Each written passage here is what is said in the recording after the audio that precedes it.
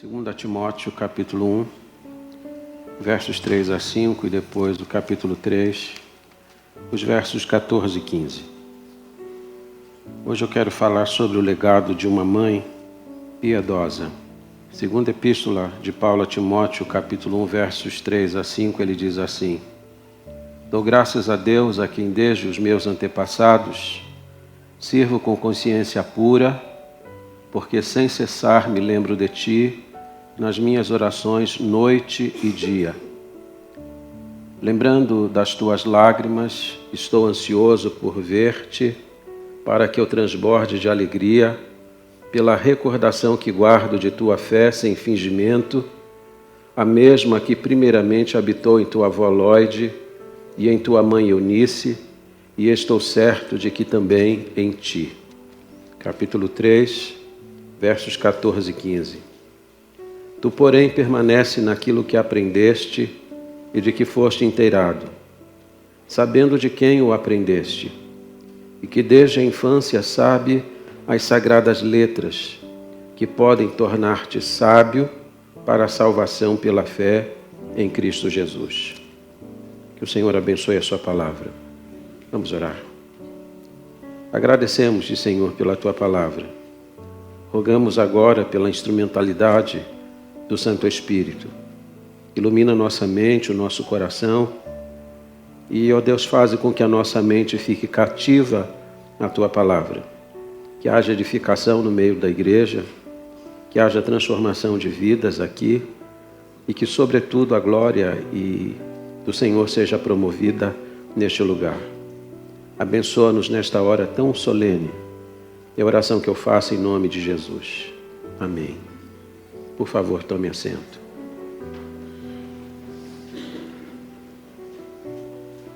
Legado é uma coisa que a gente deixa para alguém. Legado pode ser uma casa, joias, obras de artes, mas legado também pode ser um patrimônio moral e espiritual. O texto de hoje fala sobre uma mulher que deixou um legado precioso para a vida do seu filho, chamado Timóteo. Aliás, nós temos 3 gerações nesta passagem: avó, mãe e filho. 3 gerações que encontraram seu lugar especial no Novo Testamento. Antes de olhar para o texto propriamente dito, eu queria olhar para algumas coisas que circundam essa passagem, para que a gente possa ter uma compreensão melhor. Primeiramente, a preocupação do apóstolo Paulo. Observe que essa é a segunda carta que Paulo está escrevendo a Timóteo. E a situação do apóstolo Paulo nessa segunda carta havia sido modificada drasticamente. Quando Paulo escreveu a primeira carta a Timóteo, Paulo encontrava-se numa prisão domiciliar. Embora preso, Paulo tinha liberdade para trabalhar, para evangelizar, para escrever, para receber irmãos e inclusive donativos das igrejas. A prisão domiciliar de Paulo em Roma, na primeira carta, é uma carta na qual ele ainda consegue evangelizar a chamada guarda pretoriana. Mas quando Paulo está escrevendo esta segunda carta, Paulo está escrevendo a sua última carta. Essa carta é conhecida no meio acadêmico como o testamento do apóstolo Paulo. É como alguém que está para morrer e quer deixar as suas últimas vontades manifestas. Paulo está escrevendo para Timóteo com a preocupação de alguém que vai sair de cena e que precisa preparar aquele que vai conduzir o bastão do Evangelho. E é muito importante que você pense sobre isso. Nessa segunda carta, Paulo não está numa prisão domiciliar. Ele está numa prisão chamada prisão marmetina, de um lugar úmido, frio, escuro, de onde o preso ou saía morto ou saía com tuberculose. A situação de Paulo era dramática. Mas eu fico impressionado que, em vez de preocupar-se consigo mesmo, em vez de se preocupar com os seus próprios sofrimentos, Paulo lança seu olhar sobre a vida do seu filho na fé chamado Timóteo e dá a ele instruções para que ele possa conduzir a igreja na qual ele era o pastor, porque Timóteo era pastor da igreja de Éfeso. Paulo está dando as últimas instruções para ele. A segunda coisa importante para a gente olhar ainda introdutoriamente é a lembrança do apóstolo Paulo. Quando Paulo começa essa carta, ele fala da sua lembrança. Ele lembra com uma afetividade, lembra das lágrimas de Timóteo. E quando ele se refere às lágrimas de Timóteo, ele está possivelmente lembrando de um momento em que os dois se separaram, porque Paulo foi para a prisão e Timóteo precisou seguir para Éfeso. E essa separação foi uma separação com muita lágrima, muita dor no coração. Mas Paulo não é apenas alguém que lembra, Paulo é alguém que ora. E ele disse: todas as vezes que eu oro por você, me vem a lembrança das tuas lágrimas. Paulo está lembrando dessas coisas importantes. Mas dentre as coisas importantes que Paulo lembra, Paulo vai lembrar da fé não fingida que havia em Timóteo. E ele disse que essa fé não fingida que habitava nele era decorrente da fé não fingida que primeiramente havia habitado em sua avó Lóide e em sua mãe Eunice. Ou seja, o que Timóteo era, na verdade ele era fruto da influência de sua avó e de sua mãe. Hoje, obviamente, por ser o dia das mães, eu quero focar sobre a vida da mãe de Timóteo. Uma mulher duplamente vitoriosa. Ela era vitoriosa por causa do seu nome, porque Eunice significa vitoriosa, mas ela também foi vitoriosa pelos resultados da sua maternidade. Aquilo que a sua maternidade produziu. E ela produziu um dos pastores mais notáveis do Novo Testamento. Timóteo escreveu uma página importante do Novo Testamento, e isso tinha a ver com aquilo que ele havia recebido de sua mãe. Quais são as lições que Eunice, a mãe de Timóteo, pode ensinar às mães aqui presentes e pode ensinar a cada crente em particular? Primeiro, a sua influência. Dr. John Stott disse que Timóteo sofreu 4 grandes influências em sua vida. Ele apontou 4 grandes influências que fizeram com que ele se tornasse um pastor notável. Mas ele disse que das 4 grandes influências, a que foi mais decisiva foi a influência familiar. Quando eu li isso, eu me lembrei de Agostinho, um dos chamados pais da igreja. Agostinho disse certa vez: se eu sou teu filho, e ele está falando com Deus, se eu sou teu filho, devo isto à mãe que me deste. Porque você sabe que Agostinho foi alguém que foi alcançado pelo Evangelho, pela influência e pelas orações de sua mãe. A influência é tudo. Aquela frase militar que eu tenho citado aqui algumas vezes. As palavras convencem, o exemplo arrasta. As palavras convencem, o exemplo arrasta. Influência, influência, influência. Abraham Lincoln, o grande estadista, disse que as mãos que embalam o berço são as mãos que governam o mundo. A influência de uma mãe na vida de um filho, ela é decisiva. E Timóteo vai sofrer essa influência de sua mãe e de sua avó. Vai se tornar um crente em Jesus Cristo. Vai se tornar um pastor de uma igreja importante. Vai ser o colaborador direto do apóstolo Paulo. Paulo se refere a ele como verdadeiro discípulo. E Paulo disse que isso tinha a ver com a influência que ele tinha recebido dentro da sua casa. A influência de sua avó e, sobretudo, a influência de sua mãe. Qual é a influência que nós temos exercido? Quais são as lembranças que os nossos filhos vão levar de casa? Quais são as memórias que eles vão ter na sua mente? Porque somos nós que construímos as memórias. Somos nós que escrevemos capítulos importantes na vida dos nossos filhos.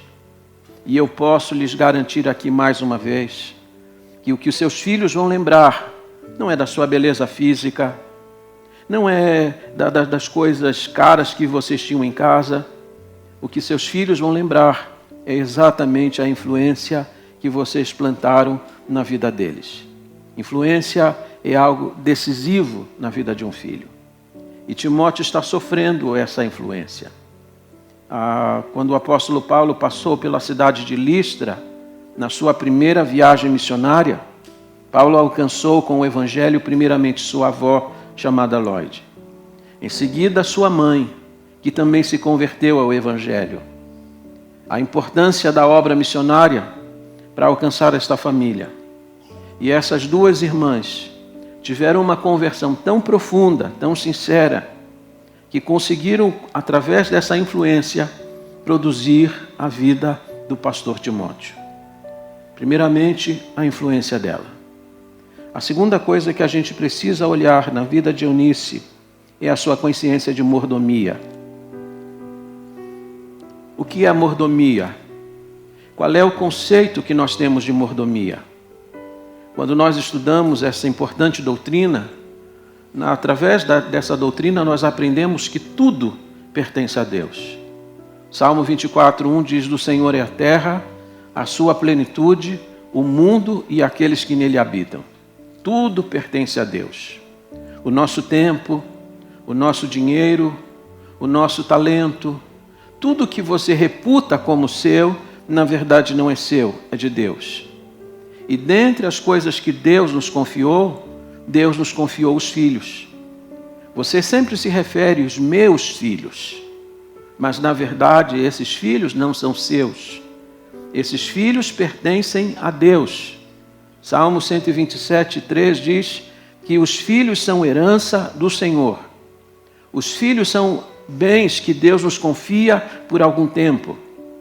E aqui, para aqueles pais que já perderam seus filhos foram confiados por aquele tempo. Você deve se regozijar a Deus por aquele tempo que Deus concedeu a cada um deles. Mas eles foram confiados por aquele tempo, para que naquele tempo você pudesse influenciá-los e levá-los à mais importante decisão, que é a decisão ao lado de Jesus Cristo. Consciência de mordomia. Até que ponto nós temos essa consciência? Até que ponto você olha para os seus filhos e diz: esses filhos aqui não são meus, eles são de Deus. E um dia eu vou comparecer diante de Deus e vou prestar conta daquilo que eu fiz na vida dos meus filhos. Que influência eu plantei na vida deles? Que memórias eu construí na vida deles?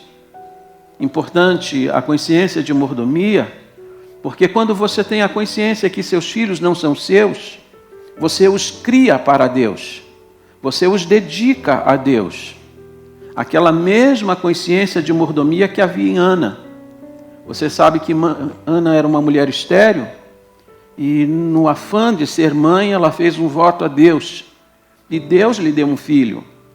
Mas no voto que ela fez a Deus foi este: se o Senhor me der um filho varão, ao Senhor o dedicarei por todos os dias da sua vida. E quando Samuel foi desmamado, a Bíblia diz que Samuel foi levado para a casa do Senhor e ficou ali servindo ao Senhor, aos cuidados do sacerdote Eli. Aqui nós temos a mesma cena. Nós temos Timóteo, e a Bíblia diz que sua mãe e sua avó vão se converter durante a primeira viagem missionária do apóstolo Paulo. Mas quando Paulo vem na segunda viagem, ele passa novamente por Listra. Agora é Timóteo que vai acompanhar o apóstolo Paulo.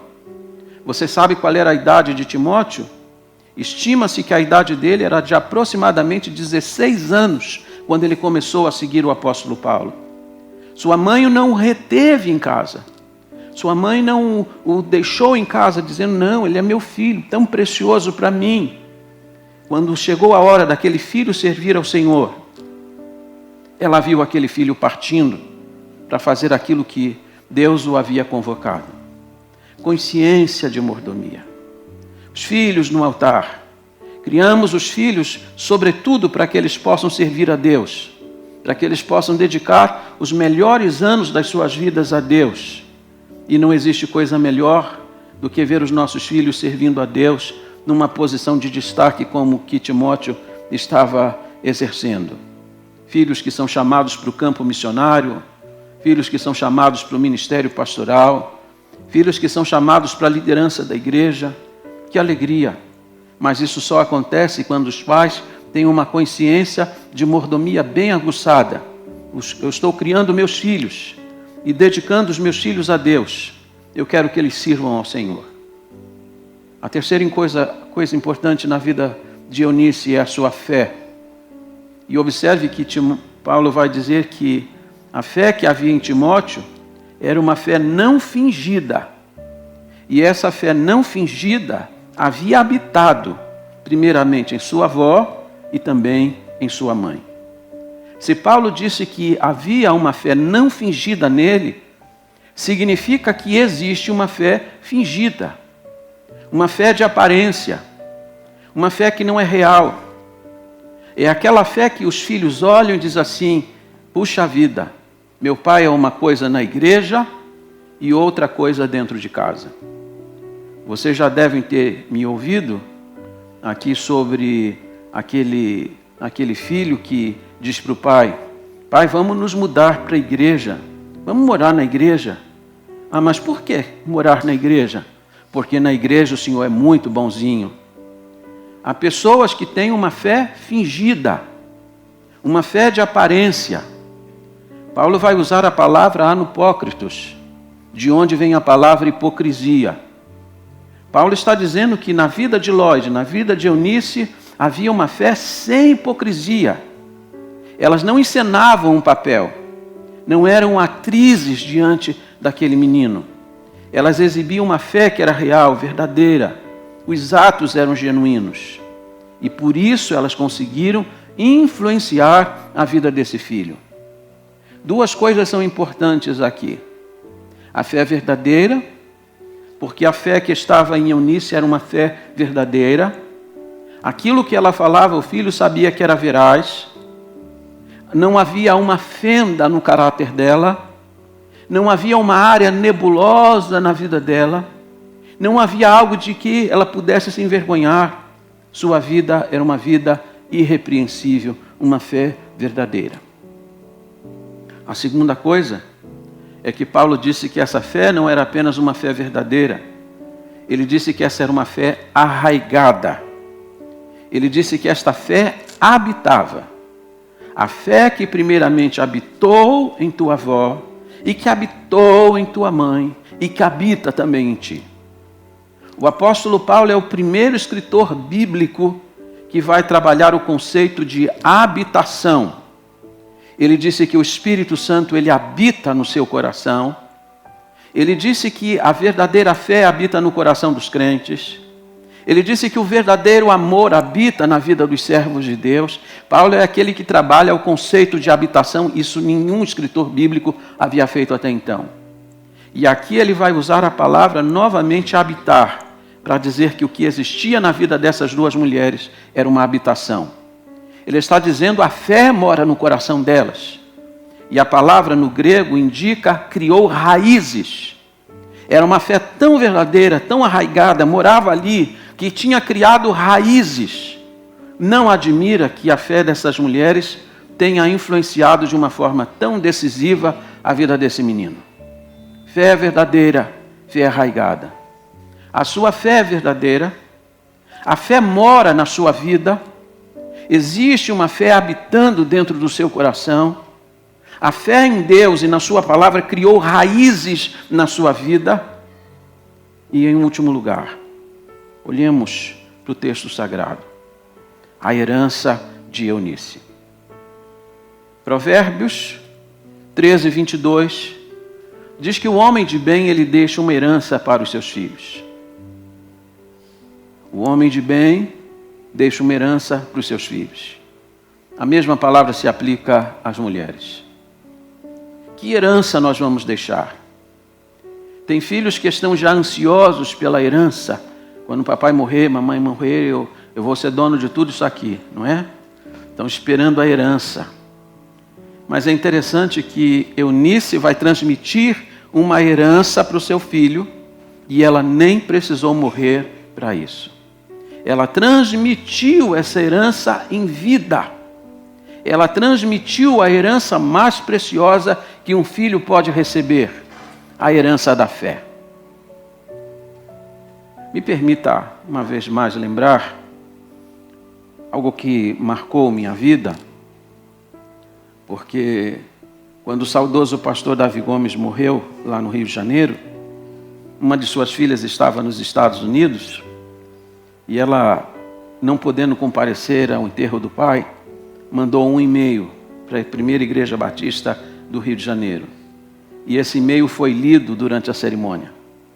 E ela no e-mail dizia assim: eu não me lembro das viagens de férias, não me lembro de carro novo que meu pai tenha comprado, não me lembro de nenhuma casa que ele tenha adquirido, mas eu me lembro da sua fé.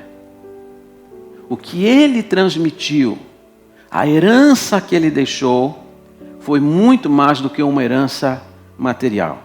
É a herança espiritual. E herança é uma coisa com a qual você deve se preocupar. O que eu vou deixar para os meus filhos? Que exemplo eu vou deixar para os meus filhos? Susana Wesley foi mãe de 19 filhos. Uma coisa assim inconcebível na nossa época, né? As meninas se casam e elas dizem: eu não quero ter filho, ou se eu tiver no máximo um. E aí o marido, com muito esforço, tenta convencer para 2. Não é isso? 19 filhos. Mas é interessante que, apesar dos muitos filhos que ela tinha, ela conseguiu conduzir cada um deles no caminho do Evangelho. Eu estava lendo ontem à noite um dos hinos composto por Carlos Wesley, um dos seus filhos. E ele disse: dá-me a fé, a fé verdadeira. E eu quero orar, e para orar, e orar com fervor, dizia ele no hino. E ele dizia isso com base naquilo que ele tinha aprendido com a sua mãe. Susana Wesley tinha 19 filhos. E ela tinha códigos para tratar com os seus filhos. Quando os filhos viam um pano enrolado sobre a cabeça dela, os filhos sabiam: mamãe está em oração. Quando a mamãe fechava a porta do quarto às 2 da tarde, eles sabiam que não podiam interromper a mãe, porque das 14 às 15 horas ela estava orando por cada um deles. O que essa mulher de 19 filhos produziu? Produziu inúmeros hinos, porque seus filhos compuseram hinos, sobretudo Carlos Wesley. Um de seus filhos fundou uma das denominações conhecidas no mundo inteiro, a Igreja Metodista. Seus filhos foram responsáveis por um grande avivamento no século XVII na Inglaterra e que invadiu toda a Europa. Que herança, que legado esta mulher deixou para os seus filhos. Eu quero aqui também fazer um tributo a uma mulher que me socorreu na minha infância, a minha tia. Quando meu pai faleceu e minha mãe estava sem condições de criar-nos, e alguns tios queriam nos colocar no orfanato, eu era para ter sido criado em um orfanato, uma tia muito pobre saltou na frente e disse: aonde comem 10 vão comer mais 2, e levou meu irmão e eu para sermos criados por ela. E tudo que eu aprendi com ela. Todos os dias, culto doméstico. Quando Deus me alcançou através do Evangelho, eu já conhecia praticamente os hinos do cantor cristão. Eu já sabia manusear a Bíblia, sabia encontrar os livros da Bíblia, porque tudo isso eu aprendi dentro de casa. Ela me transmitiu uma herança. Aquilo que sou hoje como crente, aquilo que eu sou hoje como pastor, eu devo a essa mulher. E se um dia Deus me permitir, eu quero ver o momento em que Deus há de recompensá-la na glória celestial. Que herança você está deixando para as gerações pósteras? Que herança você está deixando para os seus filhos? Quero dizer a você que a maior necessidade dos seus filhos não é de roupa de marca. A maior necessidade do seu filho não é de um celular de última geração. A maior necessidade do seu filho não é um convênio médico daqueles que abrem as portas dos principais hospitais em São Paulo. A maior necessidade dos seus filhos é espiritual. E note o que o apóstolo Paulo disse no capítulo 3, versos 14 e 15. Ele disse: sabes as sagradas letras, as quais podem te fazer sábio para a salvação em Cristo Jesus. Sabes, e ele disse, você sabe desde a infância. Porque aquela mamãe parava o que estava fazendo. Dizia para o pequeno Timóteo: Timóteo, vem aqui, senta no colo da mamãe. Vamos aprender a palavra de Deus. Eunice confiava que a Bíblia é a palavra de Deus. E ela ensinava seu filho em casa. E ela não esperou que ele ficasse adolescente, jovem ou adulto. Ela começou desde pequeno, porque Paulo disse, você sabe desde a infância. Quando é que se começa? Se começa bem cedo. Essa mãe ensinava com um objetivo, com um propósito de levar o seu filho à salvação em Jesus Cristo. Ele disse que podem fazer-te sábio para a salvação em Cristo Jesus. Seu filho pode ser muito bonitinho. As pessoas podem se referir ao seu filho como um anjinho, mas seu filho é um pecador que precisa conhecer a Jesus Cristo como Senhor e Salvador. E você só pode levá-lo a Cristo quando você ensina desde cedo a palavra de Deus. É esta palavra que vai trabalhar no coração deles e vai levá-los à fé na pessoa do Senhor Jesus Cristo. Timóteo aprendeu desde a infância. E ele aprendeu, e aqui, olha para mim, quando você ensina a palavra de Deus, os resultados são garantidos. Os resultados são garantidos. Provérbios 22:6, instrui o quê? O adolescente. Instrui o jovem. Instrui o adulto. Não, senhores, instrui o menino. Instrui o menino no caminho que deve andar. E até quando ele envelhecer, não se desviará dele. E aqui compreenda o que a Bíblia está ensinando. A Bíblia não está dizendo que seu filho não vai se afastar da igreja. A Bíblia não está dizendo que ele não vai se afastar do Evangelho. O que a Bíblia está dizendo é que aquilo que você ensinar desde cedo, e isso vai ficar inculcado na mente dele. Mesmo que ele se afaste do Evangelho, mesmo que ele se afaste da igreja, aquilo que foi ensinado desde cedo vai ficar lá. E pela graça de Deus, pela misericórdia de Deus, em algum tempo, pela ação do Espírito Santo, aquilo vai vir à tona. E pela graça de Deus, quem sabe, ele vai se converter definitivamente. Essa é a esperança que você tem que ter. E aqui uma palavra para os pais cujos filhos um dia se afastaram da igreja. Aquela pergunta que se faz, onde foi que eu errei? É possível que você não tenha errado. Porque se você ensinou, você tem que descansar o seu coração. Você fez aquilo que a Bíblia mandou você fazer. E espere que Deus, no tempo próprio, Deus mesmo vai trazê-los com a consciência daquilo que foi ensinado. Olhe para Agostinho de Hipona. Não foi a partir daquilo que sua mãe lhe ensinou que Deus persuadiu o coração dele? Ele lembrou das coisas que ele tinha aprendido em casa. Olha a história de John Newton, outro personagem importante da história. Ele foi persuadido em um momento da sua vida, lembrando das coisas que ele tinha aprendido na infância com sua mãe. Você ensinou, lembre-se, os resultados são garantidos. Eunice ensinou, e agora esse menino que foi ensinado propositalmente para a salvação em Cristo, não apenas foi salvo, mas Deus o chamou duplamente. O chamou para o reino, para ser um salvo, e o chamou para o ministério pastoral, porque ele se tornou um pastor muito importante e escreveu um capítulo importante na igreja de Éfeso. Vou terminar com 6 aplicações práticas, para a gente poder terminar e poder se celebrar com as homenagens às mães. A primeira palavra prática é a fé transmitida. Que tipo de fé a gente transmite? A nossa fé é verdadeira, é genuína. Lemos há pouco em Efésios capítulo 6, verso 3. E vós, pais, não provoqueis a ira a vossos filhos, mas criai-os na disciplina e na admoestação do Senhor. Quando é que um filho fica irado diante da admoestação dos filhos, dos pais? Quando é que um filho se revolta contra a autoridade dos pais?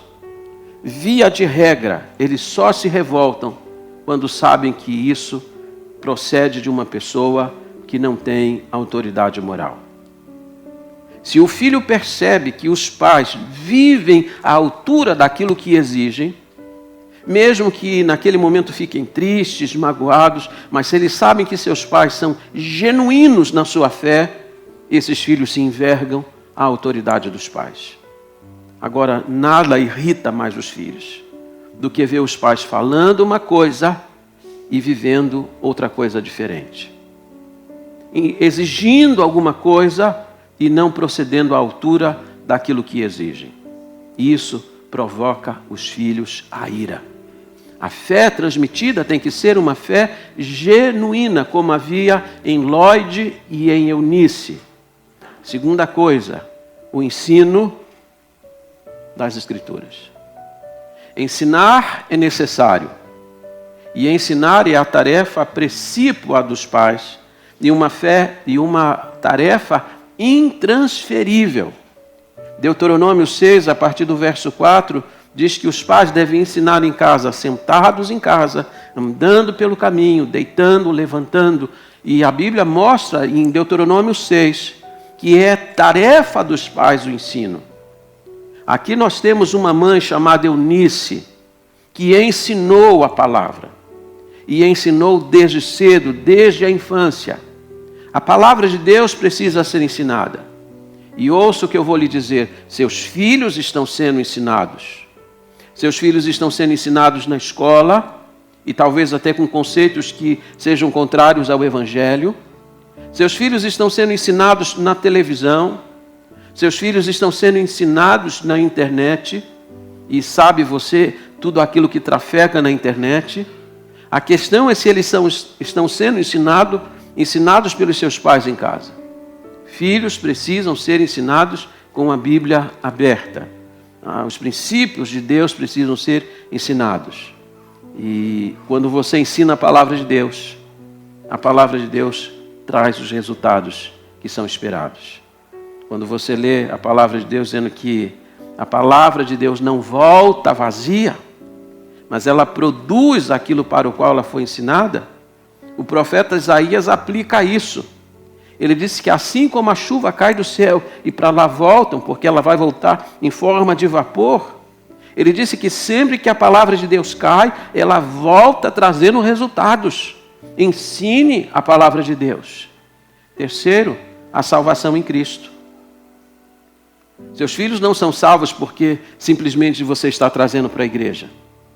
Seus filhos não são salvos simplesmente porque estão participando de inúmeras atividades, teatro, cantando na igreja. Seus filhos só são salvos quando eles abrem o coração e recebem a Jesus Cristo como Salvador. Por isso, toda a ação dos pais deve ser proposital. Eunice ensinou a palavra para que Timóteo fosse salvo. Seu filho é salvo. Seu filho é redimido pelo sangue de Jesus. O nome dele está escrito no livro da vida. Toda ação sua deve ser proposital. Porque, deixa eu lhe dizer uma coisa, nós sonhamos as melhores coisas para a vida dos nossos filhos. Queremos que eles se casem bem, queremos que eles tenham uma casa boa, que eles tenham uma profissão boa e rendosa, queremos que eles vivam bem. E quantos pais estão felizes simplesmente porque seus filhos alcançaram isso? Mas se os nossos filhos não receberem a Cristo nesta vida, nós teremos fracassado na nossa missão enquanto pais. É necessário conduzir os filhos a Cristo.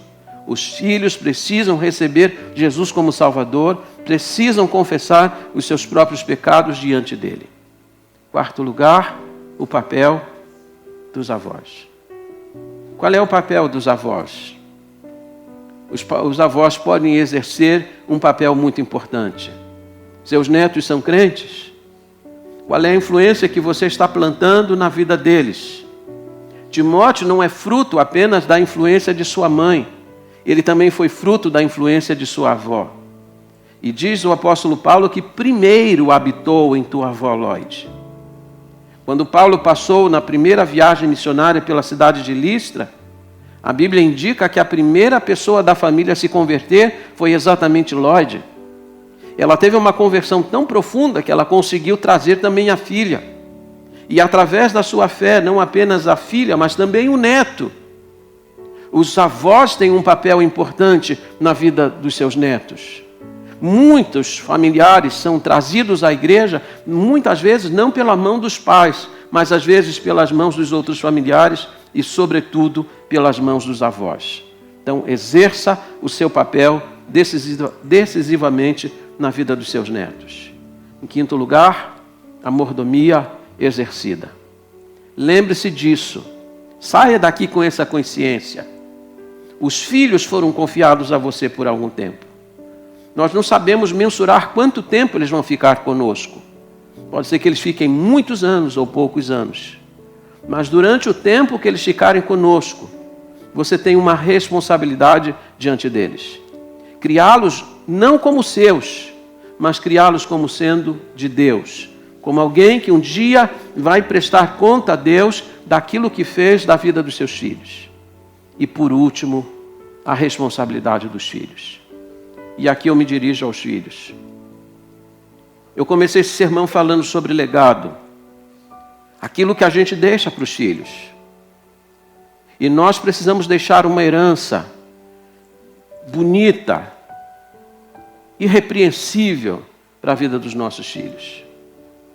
Eu não sei quanto tempo de vida Deus vai me dar, mas eu peço a Deus que no dia que eu partir, minha filha se lembre assim de mim dizendo: meu pai era um homem crente, meu pai era um servo de Deus, meu pai viveu à altura daquilo que ele ensinava no púlpito da igreja. Eu não estou preocupado se ela vai lembrar das coisas que eu comprei, das coisas que eu possuí, dos títulos que eu alcancei. Eu quero que ela se lembre de mim a partir da minha vida moral e da minha vida espiritual. Mas uma coisa é o que eu vou deixar, uma coisa é o que ela vai fazer com aquilo que eu vou deixar. E aqui está a sua responsabilidade como filho. Eu tenho aqui muitos filhos que de repente estão dizendo assim: puxa vida, que herança papai me deixou, que herança mamãe me deixou, que influência maravilhosa deixou para mim. A minha pergunta é: o que você vai fazer com esse legado? O que você vai fazer com esse patrimônio espiritual que lhe foi confiado pelos seus progenitores? Você precisa fazer algo com ele. A Bíblia vai dizer no Salmo 78, versos 3 a 7, nós vamos ler juntos para terminar esse sermão, que aquilo que você ouviu, que aquilo que você aprendeu, é aquilo que você deve levar para gerações pósteras. Aquilo que você recebeu dos seus pais, você deve transmitir para os seus filhos, para que seus filhos também transmitam para os seus netos. No estado do Mississippi, nos Estados Unidos, nós temos uma igreja batista. E a pessoa mais jovem da igreja tem mais de 60 anos de idade. Sabe o que isso significa? Que aquela igreja está correndo celeremente para o momento em que ela vai deixar de existir. Visite a Europa e você vai ver o que aconteceu lá.